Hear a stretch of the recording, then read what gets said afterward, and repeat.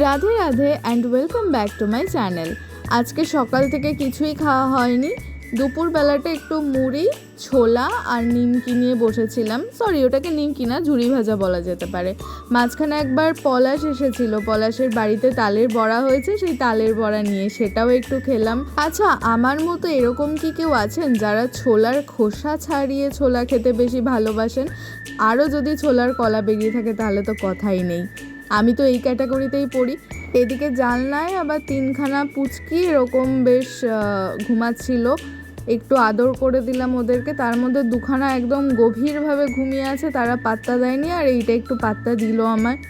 Anyway, তারপর ready teddy হয়ে চলে আসলাম শপে। আজকে পুরো শপে হেঁটে হেঁটেই এসেছি আমি। রাস্তাটা খুব বেশি ডিস্টেন্স না, ওরকম হয়তো 15-20 মিনিট সময় লাগে, ওইটুকু একটু হাঁটা জরুরি আছে এখন। তারপর কিছু হিসেবপত্র সারলাম, দেন পলাশকে নিয়ে আসলাম আবার আমার বাড়িতে। আগের রবিবারের ক্লাস করাতে পারিনি, আমাদের এই রুমটাতে না সেই প্রচণ্ড জল ওঠে বর্ষাকালে, মানে ভ্যাপসা টাইপের একটা হয়ে যায়।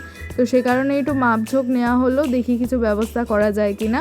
তারপর শপে এসে প্রথমে খেলাম ভীমের চপ, আমাদের এখানকার ফেমাস। দেন আবার তালের বড়া দিয়ে গেল আর একজন দাদা। আমাদের বাড়িতে আমার বাবা তালের বড়াটা বানাতো, মা সমস্ত কিছু রেডি করে দিত, বাট বানাতো মেনলি বাবা। তো এবছর ভাবছিলাম আর তালের বড়া হয়তো খাওয়া হবে না, কে বানিয়ে দেবে?